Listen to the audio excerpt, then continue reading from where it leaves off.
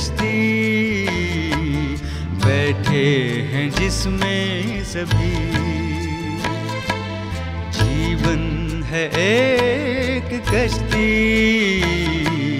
बैठे हैं जिसमें सभी। लगती है बढ़ती जाए, असल में वो बढ़ ना पाए।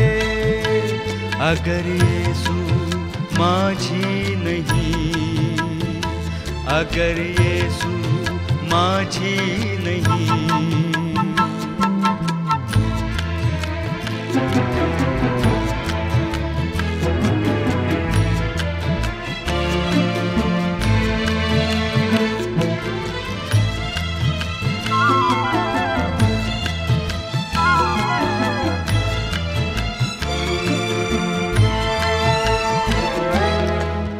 चाल आए तूफान आए, घबराए दिल ये मेरा।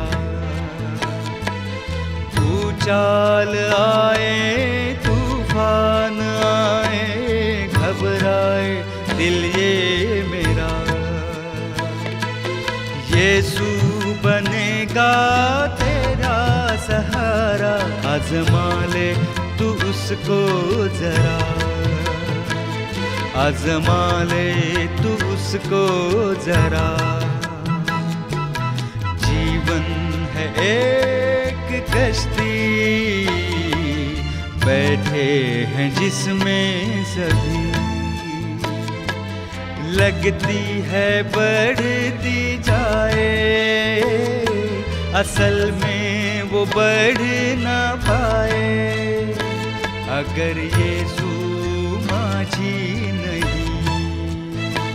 अगर यीशु माझी नहीं।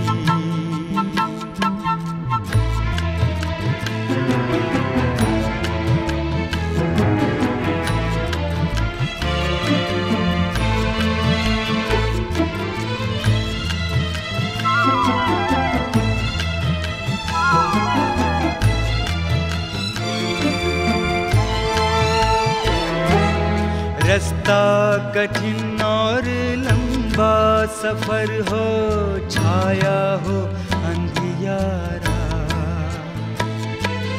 रास्ता कठिन और लंबा सफर हो, छाया हो अंधियारा। यीशु ही है जो पार लगाए, पहुँचाएगा वो किनारा, पहुँचाएगा वो किनारा। जीवन है एक कश्ती, बैठे हैं जिसमें सभी। जीवन है एक कश्ती, बैठे हैं जिसमें सभी। लगती है बढ़ती जाए, असल में वो बढ़ ना पाए। अगर यीशु माझी नहीं, अगर यीशु माझी नहीं, अगर यीशु माझी नहीं। प्रभु यीशु मसीह के मधुर नाम में आप सबको जय मसीह की। पवित्र आत्मा की श्रृंखला में आप सबका स्वागत है। हम बात कर रहे हैं पवित्र आत्मा के विषय में, और पवित्र आत्मा के विषय में हमने बहुत कुछ सीखा भी है कि पवित्र आत्मा के विरोध में पाप करना चाहिए, नहीं करना चाहिए, पवित्र आत्मा को बुझाना चाहिए, नहीं बुझाना चाहिए, पवित्र आत्मा से भरा हुआ जीवन कैसा होना चाहिए, पवित्र आत्मा के साथ कैसे चलना चाहिए, पवित्र आत्मा के साथ कैसे संगति बनाना चाहिए, हम कैसे महसूस कर सकते हैं कि पवित्र आत्मा हमारे जीवन में है या नहीं है, या पवित्र आत्मा की गवाही हमें देना चाहिए या पवित्र आत्मा स्वयं हमारे जीवन से अपनी गवाही दे देगा। ये सारी बातों को हमने सीखा है। आज हम बात करेंगे पवित्र आत्मा के फलों की। जी हाँ, पवित्र आत्मा के फलों के बारे में हम एक एक करके जानना चाहेंगे कि एक एक करके कि परमेश्वर का वचन क्या बातचीत कहता है। मैं वहीं से शुरू करूंगा। यूहन्ना 15 अध्याय उसके 16 पद में लिखा हुआ है प्रभु यीशु मसीह क्या कहता है। चलिए मैं पढ़ देता हूं आपके लिए।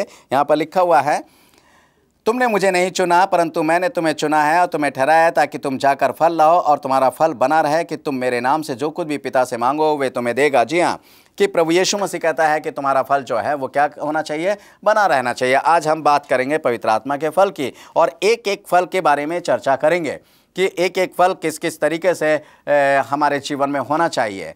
क्योंकि प्रभु यीशु मसीह ने जब फल की बात करी है तो इसका मतलब वो किस फल की बात करता है। सीधी सी बात है कि प्रभु यीशु मसीह किसी और फल की बात नहीं करेगा, क्योंकि वो कहता है कि मैं तुम्हारे लिए एक सहायक भेजूंगा। तो वो उस सहायक के फल की बात करता है। किस सहायक की? जो पवित्र आत्मा है, जिसका नाम पवित्र आत्मा है और जो सत्य का आत्मा है, जो इस संसार में आज भी मंडलाता है, जो आज भी हमारे और आपके जीवन में उतरना चाहता है, वो जो आज भी हमारे और आपके जीवन में बसना चाहता है, जो आज भी हमारे और आपके जीवन में बना रहना चाहता है, वो पवित्र आत्मा जो है आज भी हमारे जीवन में आना चाहता है। और उसी पवित्र आत्मा के फलों की बात जो है प्रभु यीशु मसीह करता है कि तुम्हारा फल जो है, अर्थात तुम्हारा फल का मतलब यानी पवित्र आत्मा का फल तुम्हारे जीवन में बना होना चाहिए। जी हाँ, यदि पवित्र आत्मा के फल हमारे जीवन में बने हैं तो बहुत सी आशीषों को हम प्राप्त कर सकते हैं। आपको पता होगा गलतियों 5 अध्याय और उसके 22-23 पद में लिखा हुआ है, पवित्र आत्मा के 9 फलों के बारे में लिखा हुआ है। इससे पहले कि मैं 22-23 पद पढ़ूँ, मैं यहाँ पर सबसे पहले पढ़ना चाहूँगा गलतियों 5 का 16 और 17वां पद। पर मैं कहता हूँ कि आत्मा के अनुसार चलो कि तो तुम शरीर की लालसा किसी रीति से पूरी ना करोगे, क्योंकि शरीर आत्मा के विरोध में और आत्मा शरीर के विरोध में लालसा करती है और ये एक दूसरे के विरोधी हैं, इसलिए जो कुछ तुम करना चाहो वह ना कर पाओगे। अब यहाँ लिखा हुआ है कि आत्मा के अनुसार चलना है। जी हाँ, जब हम आत्मा के अनुसार चलते हैं तो जो शरीर की अभिलाषाएं हैं वो अपने आप समाप्त हो जाती हैं। परंतु यदि जब हम आत्मा के अनुसार नहीं चलेंगे तो हमारे जीवन में शरीर की अभिलाषाएं बहुत ज़्यादा बनने लगती हैं और बहुत ज़्यादा उत्पन्न होती हैं। और जब शरीर की अभिलाषाएं उत्पन्न होती हैं तो वो विनाश को भी ले जाती हैं। याकूब की पत्री 1 अध्याय उसका 14-15वां पद जब आप पढ़ेंगे तो वहाँ लिखा हुआ है कि अभिलाषा जब गर्भवती होती है तो पाप को जन्म देती है और पाप जो है वो मृत्यु को जन्म देता है। जी हाँ, तो इसलिए ये अभिलाषाएं जो शारीरिक अभिलाषाएं हैं ये हमारे जीवन में नहीं होनी चाहिए। मगर ये तभी नहीं होगी, शारीरिक अभिलाषाओं पर हम कंट्रोल तभी पा सकते हैं या हमारे जीवन से शारीरिक अभिलाषाएं तभी समाप्त हो जा सकती हैं जब पवित्र आत्मा हमारे जीवन में बना होगा। और पवित्र आत्मा जब बना होगा तो पवित्र आत्मा के फल जो हैं वो हमारे जीवन में बने होंगे। और इसके साथ ही हम पवित्र आत्मा के अनुसार जब चलेंगे, जब आत्मा के अनुसार चलेंगे, तब हमारे जो शरीर के काम हैं वो सब नष्ट होते चले जाएंगे और हमारा आत्मिक जीवन जो है वो उन्नति करता चला जाएगा। तो मेरे प्यारे भाइयों बहनों, जब हम आत्मिक उन्नति करते हैं तो परमेश्वर की बहुत सी आशीषें पाते हैं। आइए पवित्र आत्मा के फलों की बात करते हैं कि आत्मिक उन्नति कैसे होती है। सिर्फ पवित्र आत्मा को प्राप्त करने के लिए के साथ नहीं होती है। ये जो पवित्र आत्मा के फल हैं ये पहचान कराते हैं हमारी कि हमें पवित्र आत्मा मिला है या नहीं मिला है। क्योंकि पेड़, प्रभु यीशु मसीह कहता है पेड़ अपने फलों से पहचाना जाता है। जी हाँ, अगर आम का पेड़ है तो आप उसको आम का ही पेड़ कहेंगे। यदि नींबू का पेड़ है तो आप उसे नींबू का पेड़ कहेंगे। आप उसे नींबू को आम का पेड़ नहीं कह सकते या आम को आप अमरूद का पेड़ नहीं कह सकते, क्योंकि उसके अंदर, आम के पेड़ के अंदर अमरूद नहीं लगते हैं। कभी किसी ने देखा है? हाँ, आज के कल साइंस से बहुत ज़्यादा वो हो गई है। साइंस वाले कुछ भी करके क्या आम के पेड़ के अंदर नींबू का पेड़ उगा दें और कह दे देखिए साहब अमरूद का पेड़ या नींबू का पेड़ जो है, नींबू आम के पेड़ में नींबू निकल रहे हैं। कुछ भी कर सकते हैं, परंतु वो एक धोखे वाली बात है। परंतु परमेश्वर का जब हम बात करते हैं कि पेड़ अपने फलों से पहचाना जाता है तो इसका मतलब क्या है? आम का पेड़ आम का ही रहेगा, नींबू का पेड़ नींबू का ही रहेगा, अमरूद का पेड़ अमरूद का रहेगा, संतरे का पेड़ संतरे का रहेगा। ऐसे ही पवित्र आत्मा के फल जब हमारे जीवन में दिखाई देते हैं तब हमें पता लगेगा कि हम आत्मा के अनुसार चल रहे हैं, हम आत्मिक लोग हैं, क्योंकि परमेश्वर का आत्मा हमें बसा हुआ है। और ये फल लगना या फल दिखना ज़रूरी होता है। जब एक पेड़ में फल लगता है तो वो दिखता भी है। जी हाँ, जब पवित्र आत्मा हमारे अंदर है तो पवित्र आत्मा जब हमारे अंदर है तो पवित्र आत्मा के फल हमारे अंदर होने चाहिए। और जब पवित्र आत्मा के फल हम में लगे हुए हैं तो वो पवित्र आत्मा के फल लोगों को दिखाई भी देना चाहिए। यदि वो फल दिखाई नहीं दे रहे हैं और हम कह रहे हैं कि पवित्र आत्मा के फलों से हम भरे हुए हैं, तो मैं समझता हूँ नहीं है। आपको एक चीज़ और बताना चाहता हूँ, जब फलों की बात आती है तो आप देखना, जब किसी डाली में, हमेशा याद रखिएगा, डाली में क्या होते हैं? फल लगते हैं। और जब डाली में बहुतायत से फल लगते हैं तो वो डाली हमेशा क्या होगी, झुकी हुई होगी। और प्रभु यीशु मसीह कहता है कि सच्ची दाखलता मैं हूँ और मैं दाखलता हूँ, तुम डालियाँ हो। हम कौन हैं? हम डाली हैं और डाली के अंदर वो फल होने चाहिए। जी हाँ, अगर उस डाली के अंदर परमेश्वर के फल नहीं हैं तो इसका मतलब क्या है कि वो डाली प्रभु यीशु मसीह की नहीं है। और वो कहता है कि जिस डाली में फल नहीं लगता है वो डाली को काट डालता है और उसको बाहर फेंक देता, वो जलाने के काम आती है। जी हाँ, जब हम डाली हैं तो वो डाली में फल होने चाहिए और जब हमारे अंदर वो फल लगे हुए हैं तो हमें क्या होना चाहिए? झुका हुआ होना चाहिए। सबसे पहली स्थिति पवित्र आत्मा के फलों में, अगर पवित्र आत्मा के फल हमारे जीवन में बने हुए हैं तो हमारा जीवन झुके हुए का मतलब यानी नम्र और दीन बने हुए होना चाहिए। हमारा जीवन नम्रता और दीनता से भरा होगा, ये सबसे पहली पहचान है। और अगर ये पहचान हमारे जीवन में नहीं है, हमारे जीवन के अंदर नम्रता और दीनता कहीं से कहीं तक नहीं दिखाई दे रही है और हम इस बात को गा रहे हैं कि पवित्र आत्मा पाए हुए लोग हैं, पवित्र आत्मा हमारे अंदर बना हुआ है, पवित्र आत्मा के फल हमारे अंदर हैं, और परंतु नम्रता दीनता से हम झुके हुए नहीं हैं, तो बेकार है। तो मेरे प्यारे भाइयों बहनों, ये सारी चीज़ें होनी चाहिए। हम पवित्र आत्मा के 9 फलों की बात करते हैं, वो फल के दिखाई देने चाहिए। कौन कौन से हैं? सबसे पहले परमेश्वर का वचन यहाँ पर कहता है, गलतियों 5:22 में लिखा हुआ है,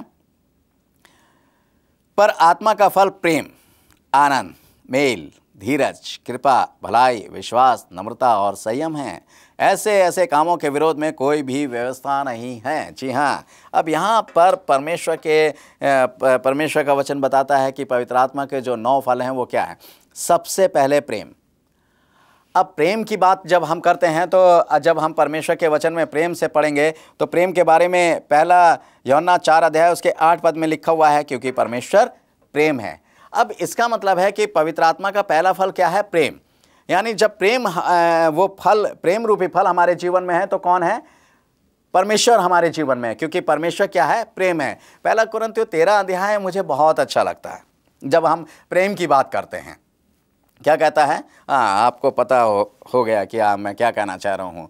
आप लोग कानाफूसी करने लगे कि अब पादी साहब क्या कहेंगे पहला कुरिन्थियों में, यदि मैं प्रेम ना रखूँ या मैं सरदूतों की बोलियां बोलूं, मैं भविष्यवाणियां करूं, मैं बहुत से ऐसे कार्य करूं, परंतु प्रेम ना रखूं तो मैं कुछ भी नहीं, मैं ठनठनाता हुआ पीतल और झंझनाती हुई क्या हूं? झांझ हूं। जी हाँ, यदि प्रेम हमारे अंदर नहीं, पौलुस इस बात को बताता है कि यदि प्रेम हमारे अंदर नहीं है तो हम कुछ भी नहीं है, हमारा कोई भी अस्तित्व नहीं है। क्यों? क्योंकि पहले यूहन्ना की पत्री 4 उसके 8 में लिखा हुआ, क्योंकि परमेश्वर क्या है? प्रेम है। इसका मतलब क्या है कि प्रेम अगर हमारे जीवन में है तो परमेश्वर हमारे अंदर बना है। आप जानते हैं प्रेम 3 प्रकार का होता है। एक तो वो प्रेम जो संसार की ओर बढ़ता है, एक वो प्रेम जो ऊपर से नीचे की ओर आता है। ऊपर से नीचे की ओर किसका? परमेश्वर का प्रेम हमारे लिए। परमेश्वर का वचन यूहन्ना 3:16 में कहता है कि परमेश्वर ने जगत से ऐसा प्रेम किया कि उसने अपना इकलौता पुत्र दे दिया ताकि जो कोई विश्वास करे वो नाश ना हो परंतु अनंत जीवन पाए। जी हाँ, और दूसरा वो प्रेम जो नीचे से ऊपर की ओर जाता है, यानी हमारा प्रेम परमेश्वर के प्रति। ये 3 प्रकार के प्रेम है, परंतु ज़्यादातर हमें प्रेम जो देखने को मिलता है जो संसार की ओर बढ़ता है, संसार की ओर बढ़ता है। परमेश्वर का प्रेम तो दिखाई देता, परमेश्वर का प्रेम ऊपर से नीचे हमेशा प्रकट होता रहता है, परंतु हम अपने प्रेम की जब बात करते हैं तो वो संसार की तरफ बढ़ने वाला प्रेम है, परमेश्वर की तरफ उठने वाला प्रेम नहीं है। तो ये प्रेम अगर हमारे जीवन में नहीं है, ये प्रेम रूपी फल हमारे जीवन में दिखाई नहीं दे रहा है तो हम कुछ भी नहीं है, हम परमेश्वर के लोग हो ही नहीं सकते हैं। दूसरी बात यहाँ पर लिखा हुआ है, यहाँ पे लिखा हुआ आनंद की। जब हम आनंद की बात करते हैं तो फिलिपियों 4 और उसके 4 में एक बात लिखा हुआ है कि प्रभु में सदा आनंदित रहो। मैं फिर कहता हूं कि प्रभु में सदा आनंदित रहो। जी हाँ, जब आनंद की बात आती है तो आनंद का फल होना चाहिए। अब पौलुस इस बात को कहता है कि प्रभु में सदा आनंदित रहो। जी हाँ, हमें सदा आनंदित रहने का मतलब क्या है? सदा का मतलब फॉर एवर, हमेशा तक। हमेशा का मतलब चाहे दुख हो, चाहे सुख हो, चाहे परेशानी की बात हो, कैसी भी बात क्यों ना हो, हमें आनंदित होना। किस में? प्रभु में हमें मगन रहना है। क्यों? क्योंकि हमें क्या करेगा परमेश्वर? उस आनंद से, उस जो आनंद परमेश्वर का है वह हमारे अंदर प्रकट करेगा। परमेश्वर के बहुत से लोग रहे हैं, बहुत से लोगों ने बहुत दुख उठाए हैं, जब हम बात करते हैं परमेश्वर के लोगों की, एलिया की बात करते हैं, तो एलिया क्या है, वो इज़ाबेल से भागा भागा फिर रहा है। वो कभी कहीं छुप रहा है तो कभी कहीं छुप रहा है, और किसी तरीके से वो अपने जीवन को बचाए हुए है। जब हम बात करते हैं दाऊद की, तो दाऊद जो है वो शाऊल से भागा भागा फिर रहा है, और वो शाऊल से बचता फिर रहा है, परंतु वो परमेश्वर में आनंदित है। एलिया भी परमेश्वर में आनंदित है। जब हम बात करते हैं प्रभु यीशु मसीह के 12 चेलों की, तो वो 12 चेले भी क्या हैं, वो कोई उन्हें पकड़ के जेल खाने में डाले दे रहा है, तो कोई उन्हें मार रहा है, कोई उन्हें पीट रहा है, कोई उन्हें धुतकार रहा है। पौलुस के बारे में जब हम पढ़ेंगे, तो पौलुस ने 5 बार 39 कोड़े खाए, 3 बार बेतें खाई हैं, और वो अपनी देह पर प्रभु यीशु मसीह के लिए वो चिन्ह जो निशान हैं वो लिए फिरता है। कितनी अच्छी, मगर वो आनंदित है। जो भी उसे सताया जा रहा है, जो परमेश्वर के लोगों को सताया जा रहा है, परमेश्वर के लोग उस सताए जाने से आनंदित हैं, और वो उस दुख में भी आनंदित हैं। मुझे बड़ी अजीब सी बात लगती है, जब पौलुस और सिलियास जो हैं जेल खाने में बंद हैं, और वो जेल खाने में हैं, और उनके हाथ पैरों में बेड़ियां पड़ी हुई हैं, उनके गले में भी वो पड़ा हुआ है, सब वो बंधे हुए हैं, और वो पता क्या कर रहे हैं, बड़े आनंदित हैं। बड़े आनंद के साथ वो परमेश्वर के भजन कर रहे हैं जेल खाने में, और सारे जो जेल में बंद हैं और जो जितने भी लोग हैं वो सब बड़े आनंद के साथ सुन रहे हैं। बताइए, वो आनंद है, आनंद का फल उनके अंदर दिखाई दे रहा है। वो दुख में भी आनंदित हैं, और जितनी भी परेशानी आती है वो उतने ही आनंदित होते हैं। परंतु हम लोग आजकल के ज़माने में क्या होता है, इस अंतिम युग में अगर जरा सा भी दुख हो जाए, हाय तौबा, अरे भैया ये कैसे होगा, ये परेशानी हो गई, कैसे दूर होगा, कौन करेगा दूर। और हम बहुत समस्या, पति पत्नी में जरा सा भी दुख होता है तो पति पत्नी में लड़ाई होने लगती है, बच्चे टेंशन में आ जाते हैं, बच्चे प्रॉब्लम में हो जाते हैं कि ये दुख हमारे ऊपर आया है, ये कैसे होगा, और कौन करेगा, कि क्या समस्या। इसका मतलब क्या है कि परमेश्वर का आत्मा हमारे अंदर नहीं है। यदि परमेश्वर का आत्मा हमारे अंदर होता तो हम उस दुख में आनंदित होते, हम घुटने टेकते और प्रार्थना करते कि हे प्रभु, हम तेरा धन्यवाद करते हैं कि तूने हमें ये दुख दिया है, ये परेशानी, ये मुसीबत हमारे जीवन में आई है, इस जीवन में हमें आनंदित होने का, इस दुख में हमें आनंदित होने का तूने मौका दिया है। तो हमें ऐसी सामर्थ शक्ति दे कि हम अपने इस दुख में भी हम तुझ में आनंदित रहने पाएँ प्यारे प्रभु जी। अगर कभी नहीं करते हैं, परंतु हाय तौबा ज़्यादा होती है, इसलिए ये आनंद जो है ये फल हमारे जीवन में दिखाई नहीं देता है। मैं इसलिए ये सबको अलग अलग एक्सप्लेन कर रहा हूँ ताकि पता चल जाए कि सच में क्या परमेश्वर के वो फल हमारे जीवन में हैं या नहीं है। अब हम बात करते हैं दूसरे फल की बात, कि दूसरे फल की बात करते हैं। यहाँ लिखा हुआ है, परमेश्वर का वचन कहता है प्रेम, आनंद और मेल। हम जब बात करते हैं मेल की, है शांति की, जिसका मतलब है शांति की बात करते हैं, तो प्रभु यीशु मसीह के बारे में जब हम पढ़ेंगे तो उसका यूहन्ना 14 का 27 पद में वो क्या कहता है, प्रभु यीशु मसीह, मैं अपनी शांति तुम्हारे लिए छोड़ जाता हूँ और अपनी शांति तुम्हें दिए जाता हूँ। ठीक है, वो शांति जो है जब प्रभु यीशु मसीह ने हमें दी है, और उस शांति को जो वो हमारे लिए छोड़ गया, जब प्रभु यीशु मसीह आएगा कि मैं तुम्हारे लिए अपनी शांति छोड़ गया था, वो कहाँ है शांति, है? तो वो शांति हमारे जीवन में नहीं होगी, क्योंकि हम क्या हैं, हम जरा जरा सी बातों के लिए अशांत हो जाते हैं। हम जरा जरा से काम अगर हमारे ऊपर ज़्यादा पड़ जाए तो हम अशांत हो जाते हैं। कोई हमसे जरा सी कोई बात कह दे तो हम अशांत हो जाते हैं। हम जो होते हैं, बहुत हमारा जो जीवन है वो अशांत से भर जाता है। जरा सा अगर कोई काम पर पड़ जाए, काम का बोझ हो जाए, या किसी ने कोई बात कह दी तो हमें किसी की एक बात बर्दाश्त नहीं है, और हमारा जीवन जो है वो अशांत हो जाता है, और परमेश्वर की शांति हमारे जीवन में कहीं से कहीं तक दिखाई नहीं देती है। प्रभु यीशु मसीह जिस शांति को छोड़ गया है वो शांति हमारे जीवन में दिखाई नहीं देती है, और वो शांति हमारे जीवन से कोसों दूर होती है। तो इसलिए मेरे प्यारे भाइयों बहनों, जब पवित्र आत्मा परमेश्वर ने दिया है तो पवित्र आत्मा के फल हमारे जीवन में दिखाई देने चाहिए, क्योंकि जब एक पेड़ पर फल लगते हैं तो वो दिखाई देते हैं, परंतु ये चीज़ें प्रेम है और आनंद और ये शांति, ये मैं समझता हूँ कि ये नहीं दिखाई देते हैं आज के युग में। हम बात करेंगे, इसके बाद हम बात करेंगे धीरज की। यहाँ पर लिखा हुआ है, मैं पढ़ना चाहूँगा प्रकाशित वाक्य की पुस्तक 14 अध्याय उसके 12वें पद में। यहाँ लिखा हुआ है, पवित्र लोगों का धीरज इसी में है जो परमेश्वर की आज्ञाओं को मानते हैं और यीशु पर विश्वास रखते हैं। जी हाँ, पवित्र लोगों का धीरज इसी में है जो प्रभु यीशु मसीह की आज्ञाओं को मानते हैं और परमेश्वर पर विश्वास रखते हैं। जितने भी पवित्र लोग हैं उनके अंदर एक धीरज होगा, वो कभी भी उत्तेजना से या जल्दीबाजी में कोई काम नहीं करेंगे या उनका आपा खो नहीं जाएगा। वो बड़े धीरज के साथ बात करेंगे, चाहे कितनी भी परेशानी हो, कितने भी दुख हो, कितनी भी टेंशन क्यों ना हो, कैसी भी बातें क्यों ना हो, वो बड़े धीरज के साथ खड़े रहेंगे। आप जानते हैं, मान लीजिए आपको किसी ट्रेन का टिकट लेना है और आप लाइन में खड़े हुए हैं, अब बहुत लंबी लाइन है, आप क्या करोगे? आप बड़े धीरज के साथ अपनी बारी आने का इंतज़ार करोगे। आप विंडो पर बड़े धीरज के साथ पहुंचने का इंतज़ार करोगे। आप किसी को धक्का मुक्की दे के अरे जल्दी करो, अरे जल्दी ये लाइन ख़त्म करो और जल्दी टिकट बांटो, आप ऐसे नहीं करोगे, क्योंकि टिकट अपने समय से बढ़ते रहेंगे। आप बड़ी शांति के साथ, बड़े धीरज के साथ वहाँ पर खड़े रहेंगे और एक एक करके जैसे जाएंगे, जब आपकी बारी आएगी तो बड़े धीरज के साथ आप वो काम करेंगे। ऐसे ही हमारे जीवन में बहुत से ऐसे काम होते हैं, बहुत सी ऐसी चीज़ें होती हैं कि हम सोचते हैं कि जल्दीबाजी में सारे काम हो जाएं, परंतु परमेश्वर का वचन कहता है कि जो पवित्र लोग हैं वो हर बात में धीरज धरे रहते हैं।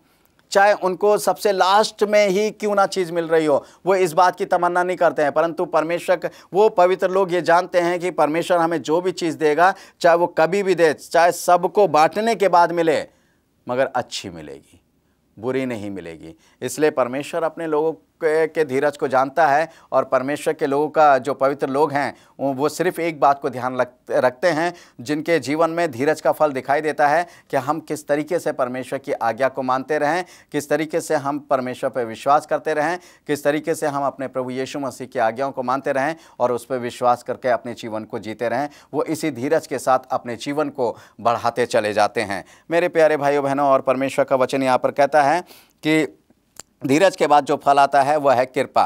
कृपा का मतलब दया, जिसको हम बोलते हैं। मत्ती 5 अध्याय उसके 7 पद में लिखा हुआ है कि धन्य हैं वे जो दया करते हैं, उन पर भी क्या की जाएगी? दया की जाएगी। जी हाँ, जब आप दया करोगे किसी के ऊपर तो आप पर भी क्या होगी? दया की जाएगी। जब आप किसी के ऊपर दया नहीं करोगे तो आपके ऊपर भी दया नहीं की जाएगी। तो मेरे प्यारे भाइयों बहनों, हमें दूसरों पर दया करनी चाहिए। जब हम दूसरों पर दया करते हैं तो परमेश्वर भी हम पर दया करता है। प्रभु यीशु मसीह ने बहुतों पर दया करी और आज भी प्रभु यीशु मसीह का अनुग्रह ऐसा होता है कि वो बहुतों पर दया करता है। परंतु जो परमेश्वर के लोग हैं वो भी जो होते हैं वो भी दया करना सीखते हैं, वो भी दूसरों पर दया करते हैं। परंतु सही माने में देखा जाए, आज ये दया का जो फल है ये हमारे जीवन में कहीं से कहीं तक दिखाई नहीं देता है। आज ये दया जो है हमारे जीवन से बिल्कुल उठ गई है।